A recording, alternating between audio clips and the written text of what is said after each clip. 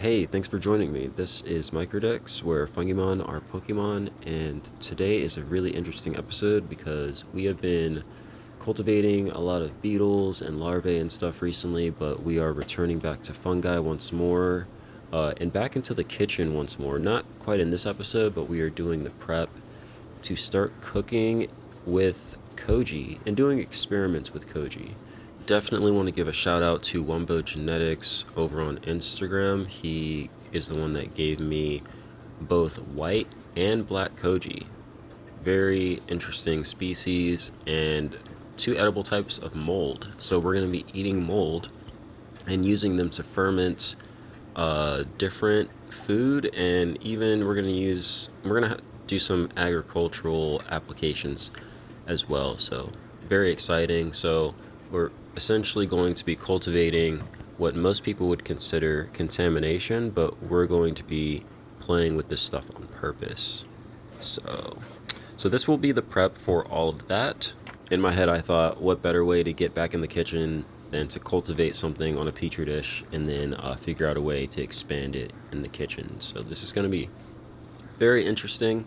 I did go ahead and it was like a couple months ago. I just made like a koji slurry and marinated some like chicken thighs because I wanted to see if it would like separate the fats in there because chicken thigh has higher fat content than breast. But I actually want to try it with chicken breast and thigh to see how much it can break down those proteins because it was significant. And the thing a lot of people don't tell you is like I made a stew out of it essentially because I marinated it with the stuff and went through the whole process. And I like to cook in big batches, so I don't have to cook multiple times a week. But it ends up happening anyway. I'm always in the kitchen. Honestly, that's why I'm never recording in the kitchen because it's never clean enough to show you guys. Like I cook very, very, very often, pretty much every day, and I always felt like to shoot a video, it needed to be like completely perfect. But I'm slowly getting over that because like otherwise you guys would never see cooking content here, and it's a very important part of this because that's that was my initial reason for growing fungi in the first place. And so to come back to it with like a new type of species, like now we're working with mold, very exciting. But yeah, what people don't tell you, or maybe some people don't know, is I cook in big batches, and because the koji is like in the whole mixture, it continues to break down over the days. So I had it was like a basic kind of chicken stew. I did something really basic so I could see how the flavor, how it brought flavor in, and it's amazing. We'll get into all of that later. This is an amazing uh, addition to the kitchen, especially if you are into making. Uh, I mean, if you like cooking and you like growing fungi, then this is like the next best thing, and it's amazing. But it continued to break down that stew until like everything was almost the same texture. And I'm talking from the veg to the protein. It just kind of slowly broke everything down. It just became softer and softer and softer. And I had already marinated the chicken thigh for what was it, like 2 or 3 days, and most people only do it for like a few hours because it's that quick because it's not essentially like mycelium. I'm not fully sure how mold work, but um, they do crawl.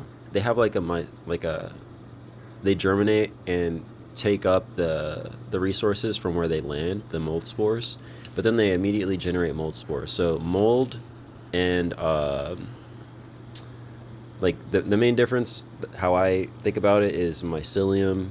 You know, they have like the stuff that we grow have a fruiting body, aka the mushroom, but the mold, they just colonize surfaces and then they just immediately spore. So it's gonna look like really, really dusty in there, because they're as they replicate, they're, instead of like building a fruiting body and then sporing from that, they're just kind of creating the spores immediately, right off of the surface. So it's very different, and we'll see later with the dishes that how they spread is dependent on that. See, it doesn't really cover the entire surface, but you can see there's like a fogginess, and that's kind of like the basic mycelium kind of on the surface holding it down. But closer to where that actual swab touched, you can see there's a lot of spores in that area. And so what I'm going to do is take my sterile blade and pretty much just pick up a piece of the petri dish that I know has spores on it, and I could just put it on another dish, and that's going to replicate it out from that center point. And you'll see a few times in this video, sometimes I don't just place it right down, but I'll like dab it in different areas. And as those germinate, and this germinates, like they germinate super duper fast. Like some people do their marinades only for like 4 hours because they don't want the taste to be like overpowering. But it really is, it's very complementary to almost everything. I'm finding a lot of uses for it, and I've only done a few things, but I'm like, oh, I have so many ideas. Like I can just add it into what I already do in the kitchen, which is a lot of searing. So you can marinate like any of your proteins. I kind of want to marinate like a head of lion's mane to soften it up and then sear it and see if it's more like meat-like. I have just a ton of ideas. And we're also gonna see if maybe it has a place with bread. And I have been experimenting with bread in the background, but it's been like a month. I got really exhausted with trying to figure out like hydration levels and all that stuff. But yeah, I think it has a place pretty much everywhere because I don't know, it's just so cool, and it's very versatile, and it works incredibly fast, like really, really fast.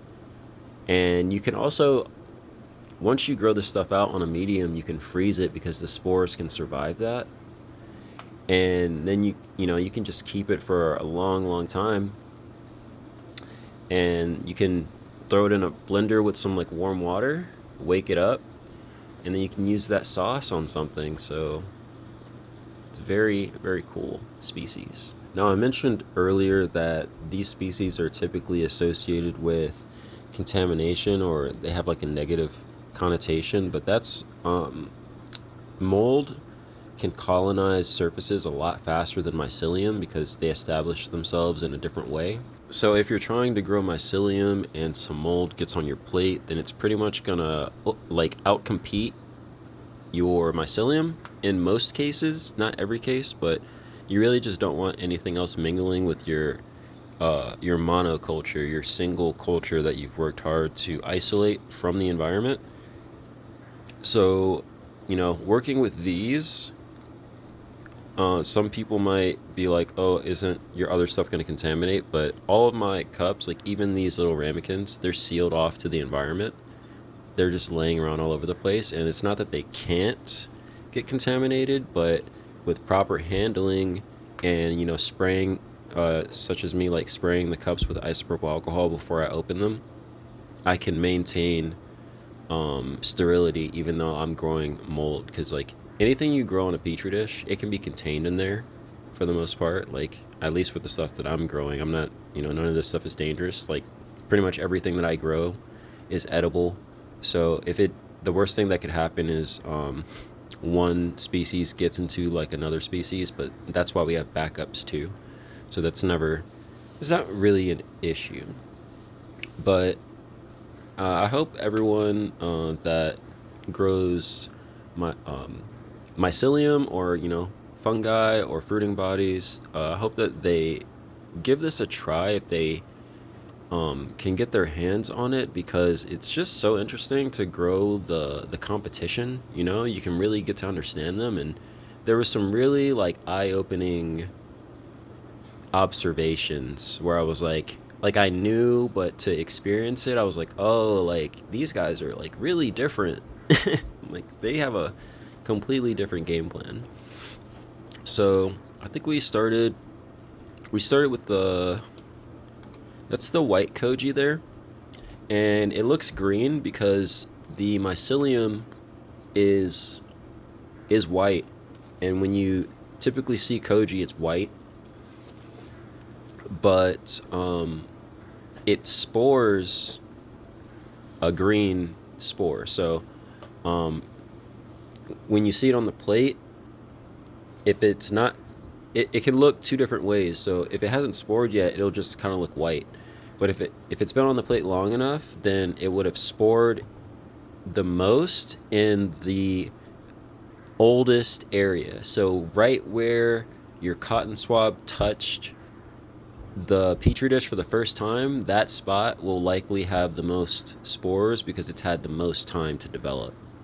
So when you look at the swab, you can kind of see like, oh, you could see the exact way um, Wumbo traced the. I'm guessing it was almost like maybe he dropped like a dab of like water that had the spores in it or something, or like a liquid culture, and then he dragged that droplet across the surface. That's exactly how it would look. Now, because spores are really resilient, I'm doing like extra little bit of prep on my sterile blade, because those, like if I use my blade, I heat it up, and maybe there's like a spore like sitting on top somewhere, like there's a chance it could like fall in, or maybe it's on my hands or something. So I wiped my blade off physically, and then I sprayed it too to try to get any excess spores to run off the blade, and then I'm going to flame sterilize it to make sure that I'm not mixing my stuff together. Just that extra precaution, because we're not dealing with mycelium. Like mycelium are pretty fragile, but spores are very. They're like an armored mycelium, pretty much, in a little like ship. So just want to make sure that we're not cross contaminating, as these are the original plates that he sent to me. So I want to make sure that I get some clean transfers so that we can be sure of what we're working with, because I do fear, like, if I do get contamination and it happens to be like a similar species or something, like I wouldn't be able to identify it. Like you definitely have to kind of be like an investigator when you look at these plates, after you, because it needs to make sense. It can't not make sense, and then you just go like, oh, okay, I guess that's just it, right? No, you got to make sure it's not like a harmful mold, and that's why we want to grow it multiple times. I wouldn't transfer off this plate like one time and then be like, oh, I guess that's it.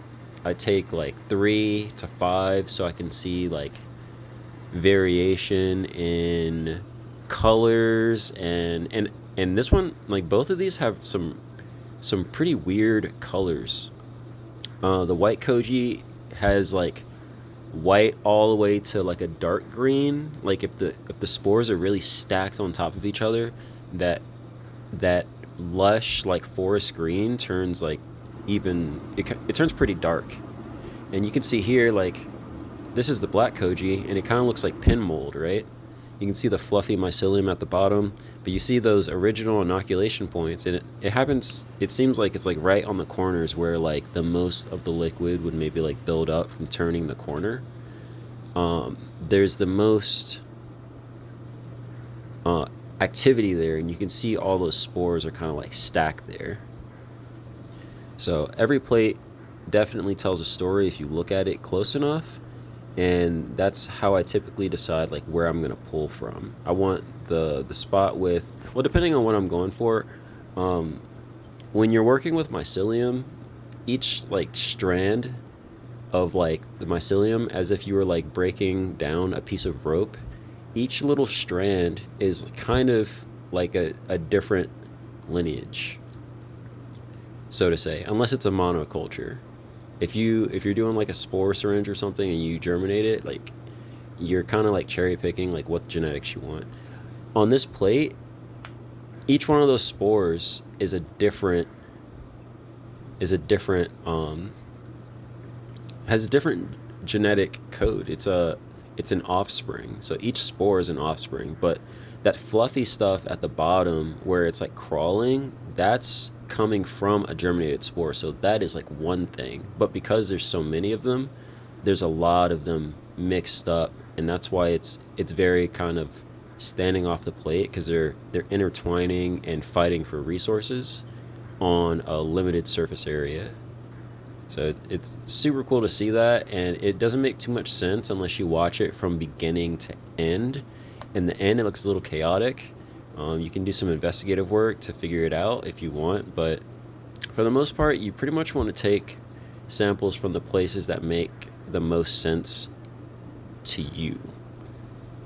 Just so when you transfer it, it kind of, you're picking up that story and moving it to another plate, and then you'll understand it a lot more. Like, oh yeah, I took a ton of spores there, so it makes sense that it's gonna puff up like that, and they're fighting with each other for resources. But yeah, it's like really cool. And there's some plates later that tell some really cool stories. Just you could see how it was handled, and we'll get to that in a little bit. But we're gonna just take a few transfers off of this. I need to send one of these to Swamp Fox. Shout out to Swamp Fox. He wants to grow these as well. He loves to cook, and I'm gonna send him the black and the white koji so he can marinate some stuff, and we can do some like parallel experiments because it's hotter down there in Florida where he's at, and also more humid, so it's just better for fungi down there. So he can potentially get results a lot faster than me if we were doing the same sort of experiment. Yeah, we've been thinking about that a lot. He's also got some really cool beetles down there. But yeah, shout out to Swamp Fox. I'm gonna go ahead and speed up through this part where it's pretty much the same as the other plate. I'm just making a few transfers, and so now we have, what is that, 1, 2, 3, yep, 5 of each, and we'll look at that next time when we check out the place. Oh, psych, I have it right here because I procrastinated on making this video because I was so interested in watching these, and you can see our original inoculation point in the middle, that triangle, and you can see the spore buildup where it's like really black in the middle. That's that original inoculation point, and then it's traveling outward. And we also have the white koji, and there are those colors. You can see it almost looks like mycelium on the edges, but as those spores begin to drop, it turns all of it a nice green color. And the spores, they actually change the taste of the food. So if you wait long enough, if you wait too long, it has a different sort of flavor. So timing is super important with this, and it's just so cool to have something in the library that is that versatile and has like a lot of different ways to play with it. Even in this plate, you can see where there was like multiple dabs. There are multiple points where the spores are coming out from the middle. Like this one's pretty uniform, very consistent. That makes sense. That looks like any other plate, except it's mold instead of like fruiting body mycelium. And same thing there. You can see where it dabbed in multiple spots over there. You can see the different colors coming out. But yeah, that's actually, it's not contamination. And even if you dab 2 different areas, by the time those guys reach each other, their genetics are so different that they don't really mingle with each other anymore, so that they kind of act as contamination to each other. It's just like so interesting. But yeah, guys, that is it for this episode. We're going to be in the kitchen next time Koji comes up. But thank you guys for stopping by. Be sure to like, subscribe, and follow us on Instagram if you don't already. That's where we drop the most consistent updates. These long form videos take a little bit longer. I'll catch you all very soon. Take care.